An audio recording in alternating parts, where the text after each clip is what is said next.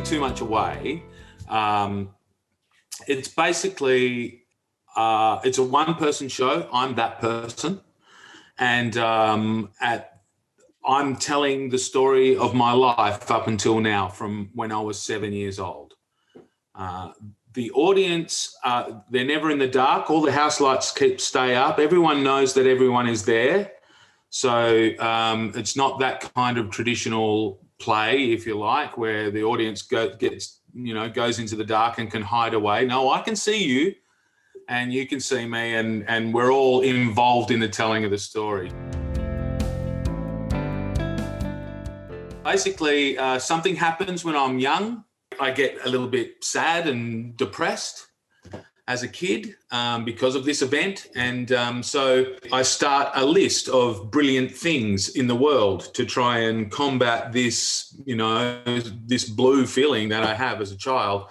And I end up doing it as a gift for my mum, because she's blue as well. She suffers from depression, and so it's a way for him to try and see the brighter side, to try and combat depression in his life. And he ends up continuing with this list for long periods in his life, and he puts it down and he brings it back and he forgets about it and he rediscovers it with things that happen throughout his life.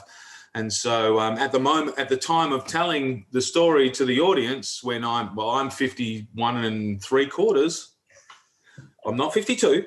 The list is a million things long. He has, put a lot of time into, and it's really been a big thing in his life, this list of brilliant things. And I think, it's been effective for him in combating the old black dog.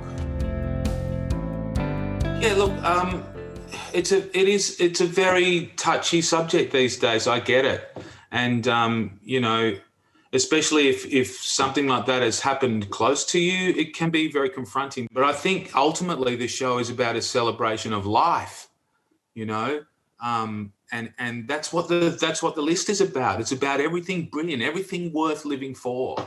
It's about going, we pretty much everyone on this earth has been touched by this horrible feeling. Something horrible has happened in their life along those lines of depression.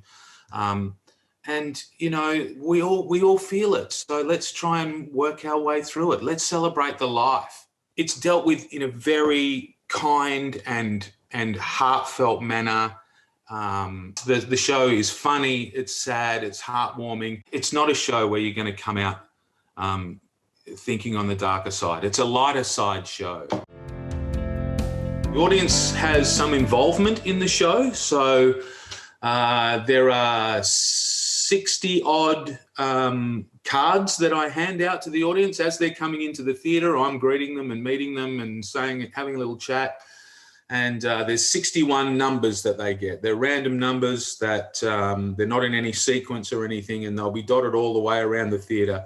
And at any time throughout the play, I might just yell out number 1067, and the person who has number 1067 on their card, they read out the brilliant thing that's associated with that number loudly so everyone can hear, and we go on from there. So it sort of brings the audience in and makes them a part of the story. They're not just sitting and listening to a story, they're actually part of it. So it's unique in that way. And I think the audience feel more part of this show than they will ever feel in any other show they ever go and see.